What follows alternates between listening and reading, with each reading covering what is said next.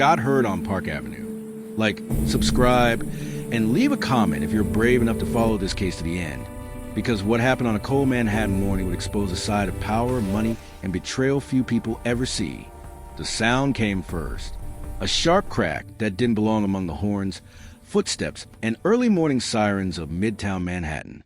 At 6:42 a.m., outside a glass and steel office tower on Park Avenue, Brian Thompson collapsed onto the sidewalk, his briefcase skidding across wet concrete. Commuters froze.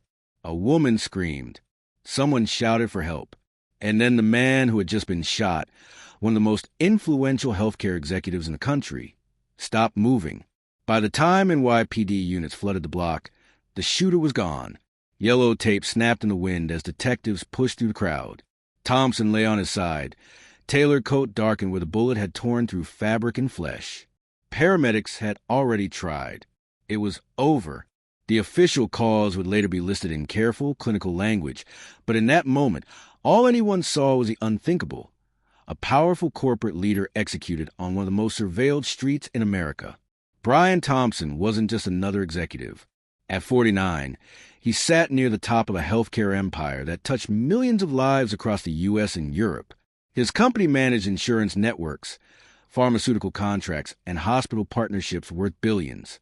To investors, he was a visionary. To employees, demanding but brilliant.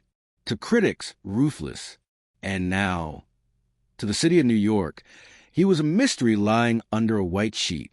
Detective Laura Martinez arrived as the sun crept between skyscrapers. She'd worked organized crime, political corruption, and financial fraud, but this felt different. Executions in Manhattan usually meant one thing: intent. This wasn't random. This was personal or strategic. Security cameras were everywhere, yet the initial sweep revealed something unsettling. Several cameras facing the exact stretch of sidewalk where Thompson fell had gone offline for a 4-minute window. Not destroyed. Not visibly tampered with. Just down. Long enough for someone to step out of the shadows, fire once, and disappear into the city. Martinez exchanged a look with her partner, Detective Ryan O'Connor. For minutes didn't happen by accident. Inside Thompson's office, investigators found a life pause mid-stride. His computer was still logged in. A half-drunk espresso sat beside a folder labeled Q for Restructuring. No sign of a struggle. No threatening letters. No obvious enemies, at least none that were visible on the surface. But when O'Connor began digging into Thompson's recent schedule, cracks appeared fast. Over the past 6 months, Thompson had quietly reshaped the company's internal power structure. Senior executives were pushed out. Entire departments dissolved overnight. A confidential memo hinted at a massive internal audit, one that could expose fraudulent billing practices and illegal kickbacks tied to overseas subsidiaries. Someone had a lot to lose.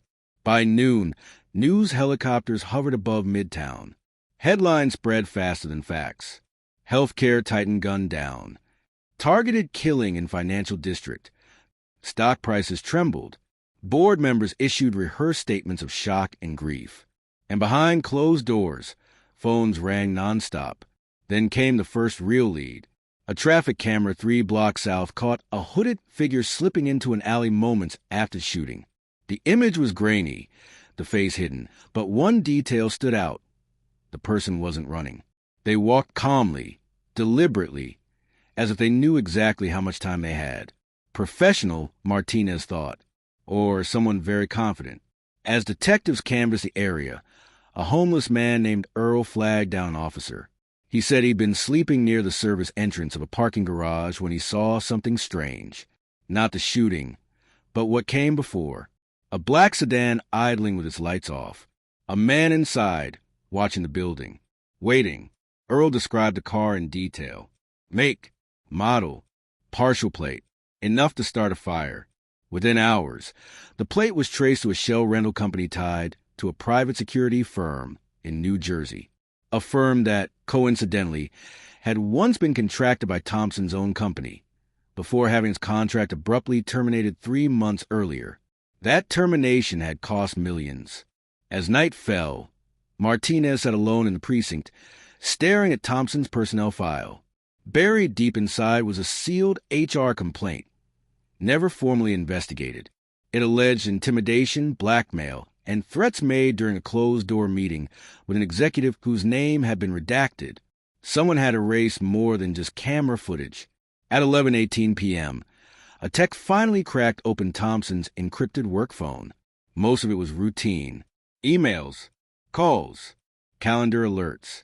Then they found the last message he received the night before he died. No sender ID, no number, just 5 words. Tomorrow you pay for it. And when detectives traced the message's signal, it didn't lead outside the company. It led straight back inside. The enemy within.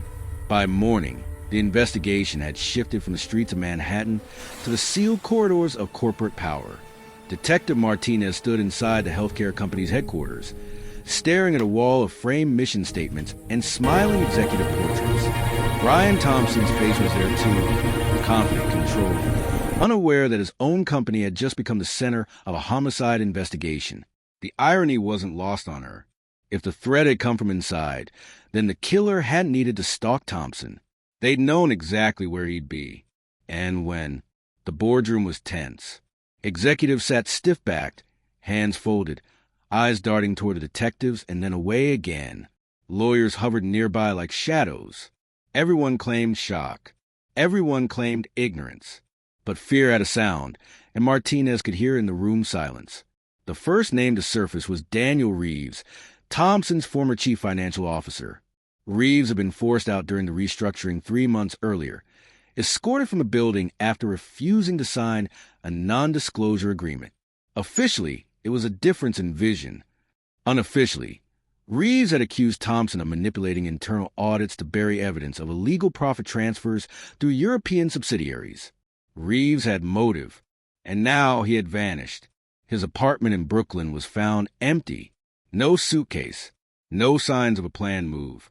His phone last pinged near the Hudson River 2 nights before Thompson was killed. A neighbor reported raised voices, then silence. No one had seen him since. Martinez felt the clock speeding up. When suspects started disappearing, bodies usually followed. Meanwhile, the black sedan identified from the traffic camera had been located, abandoned in a long-term parking lot near Newark Airport. Inside, technicians recovered wipes, gloves, and a single shell casing matching the bullet taken from Thompson's body. Whoever had planned the shooting had planned the escape too. Flights were checked, passenger lists scanned, but the shooter hadn't left the country. They were still close.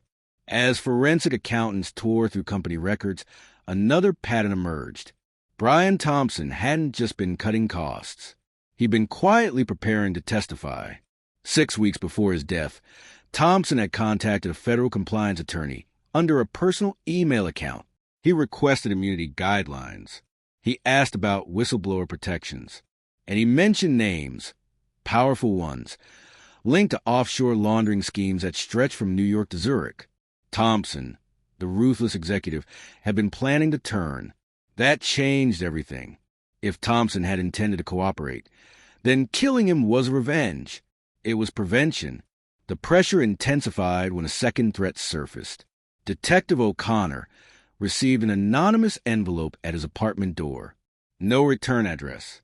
Inside was a printed photo of Martinez leaving the precinct the night before. On the back, a message written in block letters. Stop digging. Internal Affairs was notified. Protective details were discussed and quietly dismissed. Martinez refused to back off. She'd seen this tactic before. When criminals threatened investigators, it meant the case was close to a nerve. Then, just as suddenly as Reeves had disappeared, he resurfaced. At 2:06 a.m., a jogger found a body beneath Pier 57, wedged between rusted beams and river debris. Dental records confirmed it was Daniel Reeves. No gunshot wounds. No visible trauma beyond bruising. The medical examiner ruled the death a homicide by asphyxiation. Reeves had been silenced, but he'd left something behind. Hidden inside the lining of his jacket was a flash drive, waterproofed and taped shut. The data on it was explosive. Financial ledgers, internal emails, recorded calls. Proof of massive fraud. Proof that Thompson hadn't been the mastermind. He'd been a liability, and someone had decided liabilities didn't get to live. As Martinez listened to one of the recordings, her jaw tightened. Thompson's voice was calm, but strained. He was arguing with someone senior, someone panicking. "You think killing me fixes this?" Thompson said on the recording, "It just makes it worse." The other voice responded quietly, almost gently. "You're wrong, Brian. It ends it." The voice belonged to Elaine Carter, the company's chief operations officer. Carter had been Thompson's closest ally, his replacement in waiting, the woman who delivered his eulogy to the press with tears in her eyes. She had access, she had motive, and she'd been the one who approved the termination of the private security firm tied to the black sedan. Before Martinez could act, Carter disappeared from her penthouse apartment overlooking the East River. No forced entry, no struggle, just a glass of red wine half finished on the counter and a laptop wiped clean. Security footage showed Carter leaving the building calmly at 5:30 a.m., carrying a single bag. But there was one final detail that froze the room. She wasn't alone. Walking beside her, just out of clear view, was a familiar figure, someone Martinez recognized instantly, Detective Ryan O'Connor, her partner.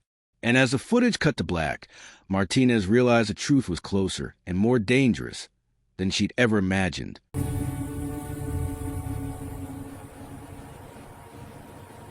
The truth buried in plain sight. The betrayal didn't explode. It settled in Detective Laura Martinez's chest like cold ash. Ryan O'Connor, her partner, the man she'd trusted with every late-night theory, every doubt, every fear, standing beside Elaine Carter as she vanished into the city, not restraining her, not escorting her, walking with her.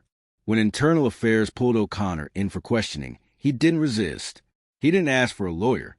He just smiled faintly and said nothing. That silence spoke louder than any confession. But the case was unraveling faster than anyone could control. Martinez pushed forward, following the last digital footprint Elaine Carter left behind. A burner phone activated near a private marina in Connecticut.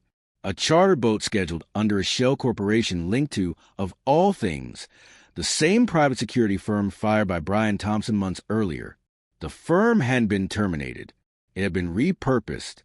Federal agents moved in as dawn broke over the water. The yacht was still there, engines warm, crew gone. In the master cabin, investigators found Carter's bag, untouched, passport inside, cash stacked neatly, a laptop hidden beneath the mattress. Elaine Carter had planned to run, but she hadn't made it. Her body was discovered hours later, weighted down beneath the marina's far dock. No struggle, no signs of panic. The medical examiner would later confirm she'd been alive when she entered the water, but sedated. Someone she trusted had been with her at the end.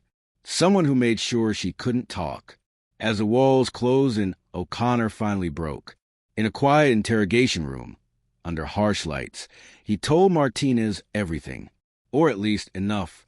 He'd been approached a year earlier by intermediaries tied to Thompson's company, men who spoke in soft voices and offered impossible sums. They weren't buying protection. They were buying time. Time to move money. Time to bury evidence. Time to erase people. At first, O'Connor told himself he was controlling the damage, steering investigations away from dead ends, keeping chaos contained. But when Thompson decided to cooperate with federal authorities, the equation changed. Thompson became a risk. Elaine Carter had ordered the hit. She'd chosen the place, the timing, the shooter. O'Connor ensured the cameras went dark and the response slowed just enough. One bullet. Clean. Final. But Carter underestimated one thing. Greed doesn't share. After Reeve was killed, Carter realized she was exposed. Too many loose ends. Too many recordings. She planned to flee, thinking O'Connor was still on her side. He wasn't. O'Connor told Martinez he'd convinced himself it was necessary. That Carter knew too much. That eliminating her would close the circle and protect everyone involved, including himself. "I thought if I ended it," he said quietly, "it would all stop. It never does." The trial was swift and suffocating. O'Connor was charged with conspiracy, obstruction, and multiple counts of homicide. The shooter, an ex-military contractor, was arrested in Pennsylvania, betrayed by a payment trail he thought was invisible. Board members resigned. Federal indictments rolled out across 3 countries. The healthcare empire fractured under the weight of its own secrets. Brian Thompson's death was officially labeled the result of internal corruption and criminal conspiracy. Justice, on paper, had been served, but Martinez couldn't shake the feeling that something still didn't fit. Weeks later, as she reviewed old files alone in her office, she replayed the audio recording from Reeves's flash drive one last time. Thompson arguing, Carter responding, "You think killing me fixes this?" Thompson had said, "You're wrong, Brian. It ends it." Martinez slowed the audio, cleaned it, isolated the background. There was a third voice. So faint it had been missed before. A man clearing his throat, a chair shifting. Someone else in the room. The voice didn't belong to Reeves. It didn't belong to Carter. And it didn't belong to O'Connor. When Martinez traced the metadata, her blood ran cold. The recording had been captured inside a federal building during a compliance meeting weeks before the murder. Someone higher. Someone untouchable. The final report never mentioned that voice. The investigation was quietly closed. Files sealed. Careers preserved. Brian Thompson was remembered as a victim of corporate greed. But the truth was darker. He hadn't been silenced to stop the scandal. He'd been silenced because the scandal went further than anyone was willing to admit. And somewhere out there, the person who truly ordered his death was still free, watching, waiting, knowing the system had done exactly what it was designed to do. Bury the truth. If this story shook you, stay close. Because if you think this case was over, you haven't been paying attention.